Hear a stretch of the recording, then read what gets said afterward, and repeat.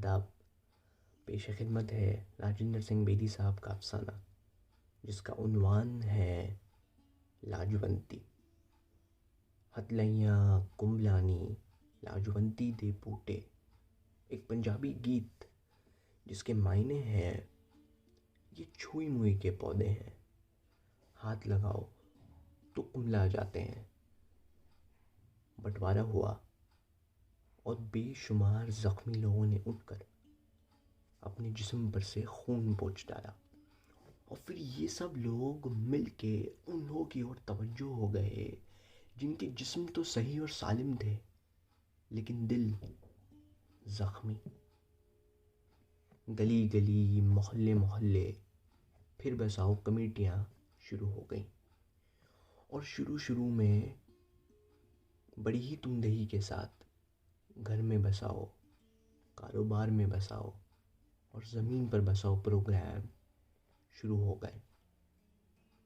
लेकिन इन सब प्रोग्रामों में से एक प्रोग्राम ऐसा था जिसकी तरफ किसी की तवज्जो ना गई। ये प्रोग्राम था अगवा-शुदा औरतों के सिलसिले में, और इसका स्लोगन था दिल में बसाओ। और इस प्रोग्राम की बाबा नारायण के मंदिर और उसके आसपास बसने वाले क़दामत पसंद तबके ने बड़ी ही मुखालफत की थी। इस प्रोग्राम को हरकत में लाने के लिए बाबा नारायण के मंदिर के पास मोहल्ला मुल्ला शकूर में एक कमेटी कायम हुई, और 11 वोटों की अक्सरियत से सुंदर लाल बाबू को उस कमेटी का सेक्रेटरी चुन लिया गया। वकील साहब, सदर, चौकी कला का वो बूढ़ा मुहर्रिर और मोहल्ले के मोतबर लोगों का ये ख्याल था कि सुंदर लाल से ज़्यादा जाफशानी के साथ ये काम कोई और ना कर सकेगा। शायद इसलिए क्योंकि उसकी खुद की बीवी अगवा हो चुकी है। उसका भी नाम था लाजवंती। चुनांचे जब सुंदर लाल अपने बाकी साथी रिसालू, नेकी राम वगैरह के साथ प्रभात फेरियां निकालता और वो सब गाते चलते हथलैयां कुंभलानी लाजवंती दे बूटे, तो कहीं ना कहीं उसकी आवाज़ बंद सी हो जाती, और वो ये सोचने लगता कि लाजो कहाँ होगी, किस हाल में होगी, वो उसके बारे में क्या सोचती होगी, क्या वो कभी उससे मिल भी पाएगा या नहीं। ये सब सोचते सोचते उसके कदम पथरीले फर्श पर लड़खड़ा से जाते, और अब तो ये नौबत आ गई थी कि उसने लाजो के बारे में सोचना ही छोड़ दिया था।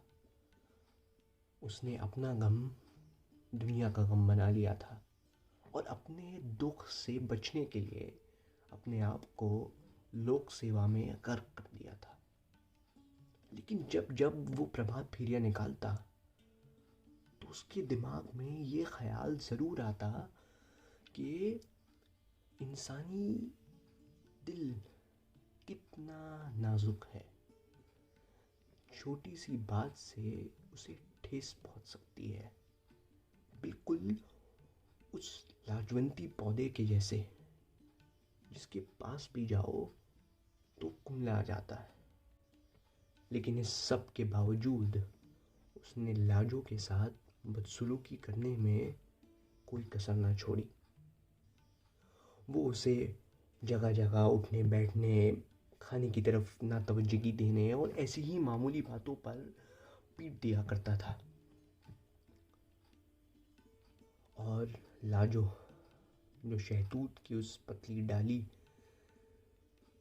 की तरह नाजुक थी, उसका चेहरा धूप में रहने की वजह से सांवला हो चुका था, और उसकी तबीयत में अजीब तरह की बेकरारी थी। उसका दुबलापन उसके सेहत के खराब होने की दलील ना थी, बल्कि सेहतमंदी की निशानी थी, जिसको देख के पहले तो भारी भरकम सुल्तान लाल थोड़ा घबराया।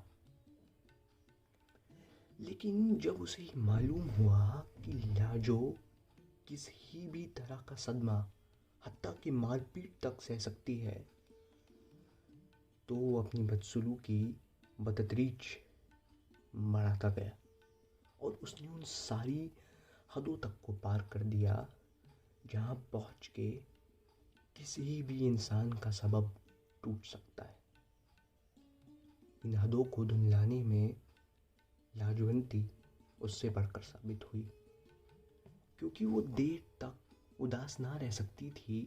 तो बड़ी सी बड़ी लड़ाई के बाद वो सुंदर लाल के मुस्कुराने पर हंस पड़ती और उसके गले लगकर कहती, अगर तुमने मुझे फिर मारा तो मैं तुमसे बात नहीं करूंगी। ये साफ मालूम पड़ता था कि वो सारी मारपीट भूल चुकी है।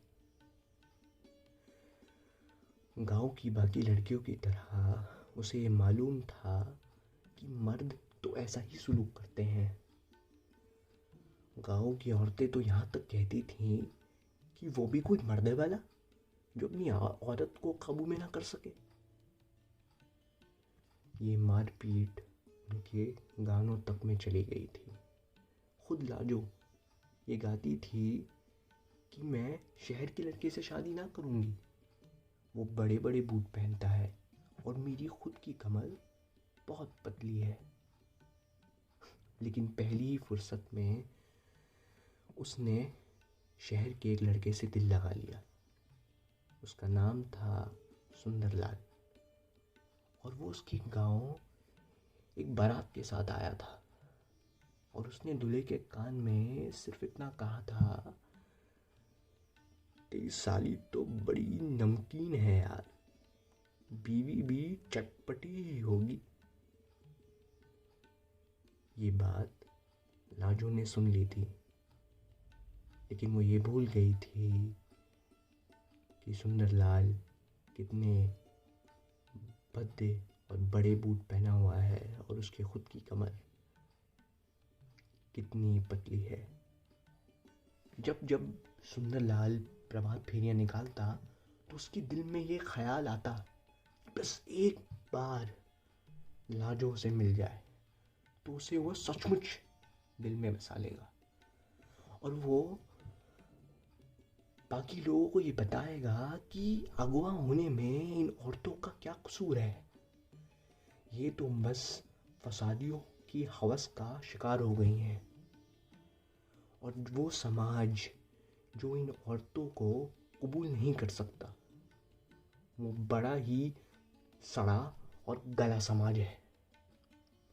वो इन औरतों को दिल में बसाने की तकलीन करता और उनको ऐसा औहदा देने का प्रेरणा देता जो घर की किसी भी औरत, बीवी, बहन, माँ, बेटी को दिया जाता है।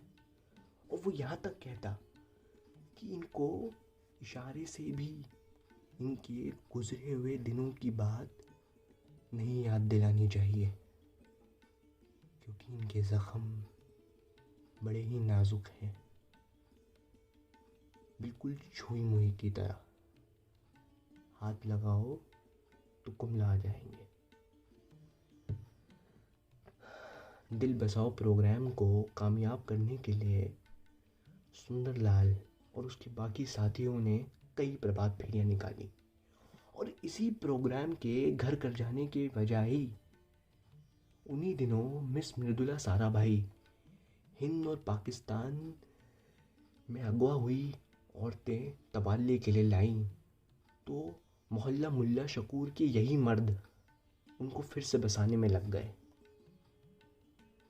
इन औरतों में कई ऐसी भी औरतें थीं जिनके शौहर, माँ बाप, भाई बहन, बेटे बेटियों ने पहचानने से इनकार कर दिया। वो ये कहते, भला ये मर क्यों ना गईं? इन्होंने जहर क्यों ना ले लिया? अपनी इफ्फत और इज्जत बचाने के लिए ये कुएं में क्यों ना कूद पड़ी?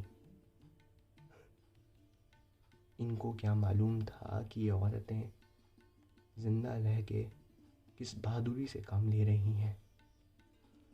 वो अपनी आंखों से मौत का सामना कर रही हैं एक ऐसे समाज में जहाँ उनके शौहर तक ने उन्हें पहचानने से इनकार कर दिया है। ये औरतें जी ही जी में अपना नाम पुकारती, सुहागवंती, सुहाग वाली, और अपने भाई को गम में मुतला देख आखिरी बार ये कहती, ए बिहारी, तू भी नहीं पहचानता मुझे, मैंने तो तुझे गोद में खिलाया है। बिहारी घूम के अपने माँ बाप की ओर देखता। माँ बाप जिगर पे हाथ रख के नारायण बाबा की तरफ देखते और नारायण बाबा बड़ी ही मासूमियत के साथ या मायूसी के साथ आसमान की ओर देखते, जो कि असलियत में सिर्फ आंखों का एक धोखा है, जो कि एक हद है जिसके पार इंसानी निगाहें काम नहीं करती। लेकिन फौजी ट्रक में जो औरतें मिस मृदुला साराभाई लाई थीं, उसमें लाजो ना थी। सुंदरलाल ने बड़ी ही उम्मीद उपीन के साथ ट्रक से आखिरी उतरती हुई औरत को देखा और खामोशी के साथ अपनी कमिटियों के काम में फिर से लग गया। अब वो सुबह को ही प्रभात फेरी ना निकालते, बल्कि शाम में भी जलसे और जुलूस करते, और सुंदरलाल अपने बाकी साथियों के साथ गाता फिरता उसी ही धुन में हथलैया, कुमलानी, लाजवंती, थे बूटे।